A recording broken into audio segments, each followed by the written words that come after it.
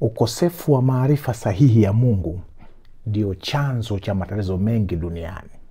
Hasa maarifa ambayo tunapaswa kuyachota asubuhi kabla hatujafanya chochote. Kuna matatizo mengi na matatizo makubwa. Matatizo makubwa chanzo chake sio ukosefu wa maarifa. Matatizo makubwa chanzo chake ni ukosefu wa hekima.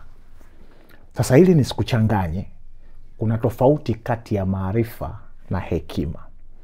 Maarifa ni taarifa sahihi ambazo mtu anazipata.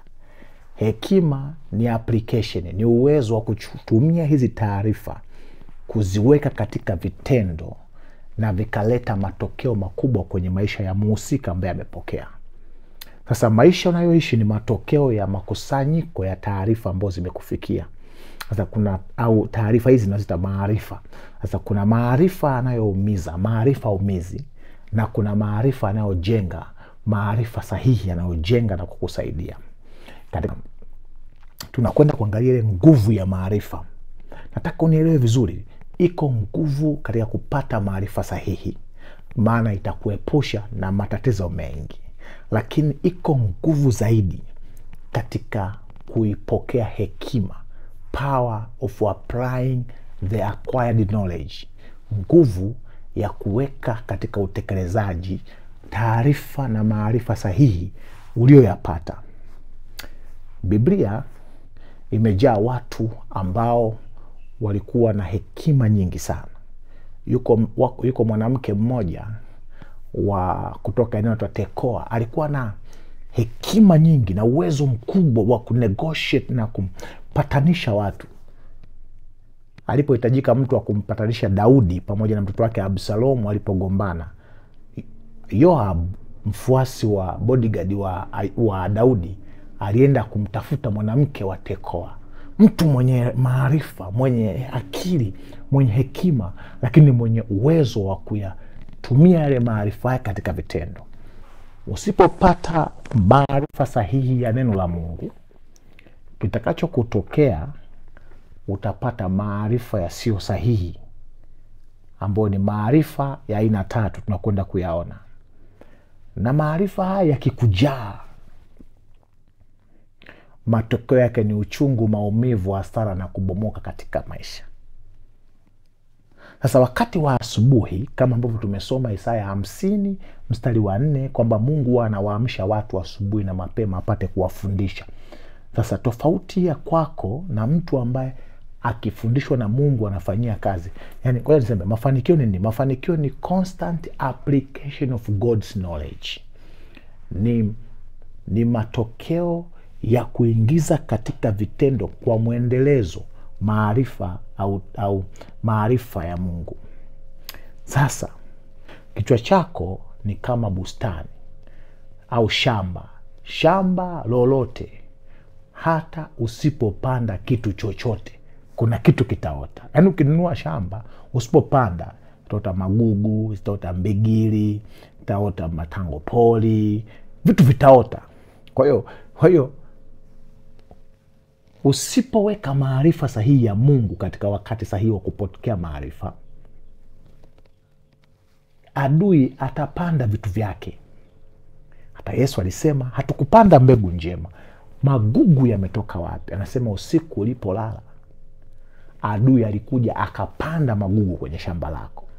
Ulipolala ni wakati ambapo ukuweka umuhimu wa muda wa thamani wa kukaa na Mungu, wakati wa kuchota maarifa sahihi. Sasa nikupe siri moja. Iko hekima isiyotoka kwa Mungu. Ni ipi hiyo? Yakobo 3:15. Yakobo 3:15 anasema hivi: hekima hiyo sio ile ishukayo kutoka juu.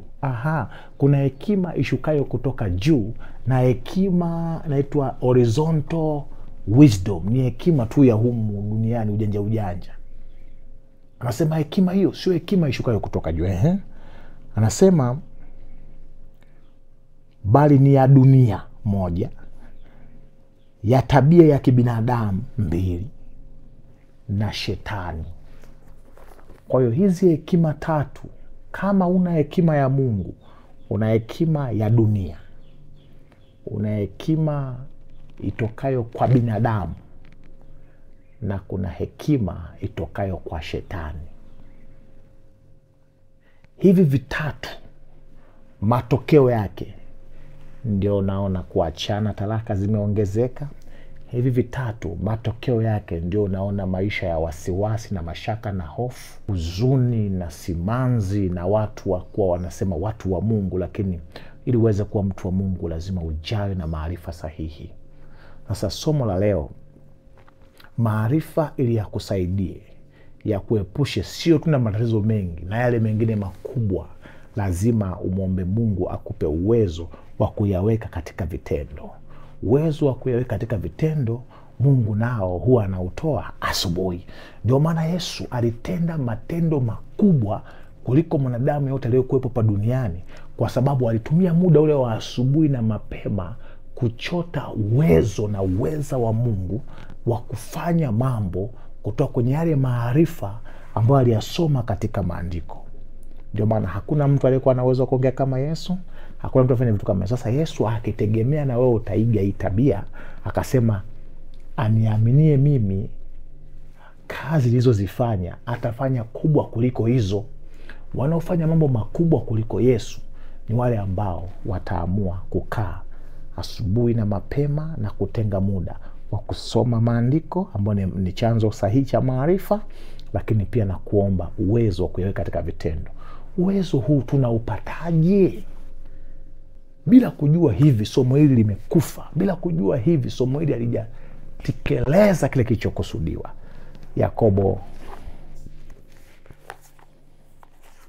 Yakobo, fungue kitabu cha Yakobo. Yakobo 1:5. Lakini mtu wa kwenu akipungukiwa na hekima, na aombe dua kwa Mungu. Haleluya. Nirudie tena, hujanisikia vizuri. Lakini mtu wa kwenu akipungukiwa na hekima, na aombe dua kwa Mungu, awapae wote kwa ukarimu, wala hakemei, naye atapewa. Je, umegundua hata matatizo makubwa ya kiafya ulimwenguni tunayopitia ni matokeo ya upungufu wa hekima? Unajua 95% ya magonjwa yote ulimwenguni chanzo chake ni akili. Ni hapa, ni mind hapa. Mind hapa. Sasa Yesu anasema by renewing of your mind, kwa kufanywa upya akili zako. Kufanywa upya akili unafanywa kwa hekima ya uwezo wa kutekeleza neno la Mungu ili vitu vifanywe kuwa vipya. Vitakuepusha na mambo mengi sana. Anasema mtu wa kwenu, wewe ni mtu wa kwangu, rafiki yako, mke wako, mtoto wako, mfanyakazi mwenzako, bosi wako, kiongozi wako wa serikali, akipungukiwa na hekima, na aombe. Alafu anasema naye atapewa. Je, kama mimi kuna sehemu unaona unapungukiwa hekima?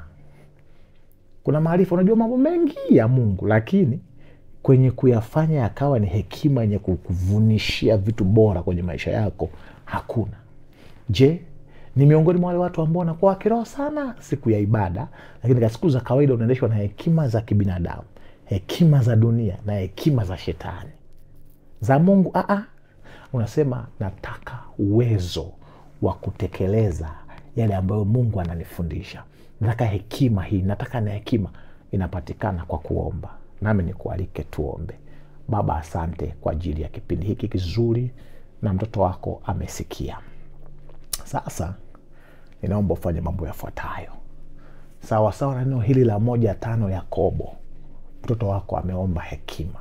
Hekima katika utafutaji, hekima katika kukontrol baraka unazompa, hekima katika kuendesha familia, hekima katika kukwepa mitego ya shetani ambayo imemzunguka. Lakini Mungu, kuna vitu anapitia, anaumia, amepoteza kwa sababu aliishi kwa hekima za kibinadamu, hekima za kidunia na hekima za kishetani. katika jina la Yesu.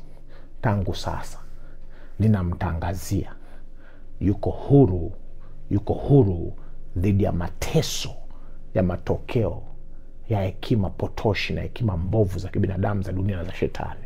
Baba, mpe hekima kwa jina la Yesu. Kwa jina la Yesu, pokea hekima katika familia, hekima katika ofisi yako, hekima katika usimamizi wa fedha. Bwana na akupe hekima katika mahusiano na watu wanaokuzunguka. Akupe hekima itakayokusaidia pamoja na kuishi maisha bora hapa duniani, itakayokufikisha mbinguni, katika jina la Yesu. Amen. Mungu akubariki sana.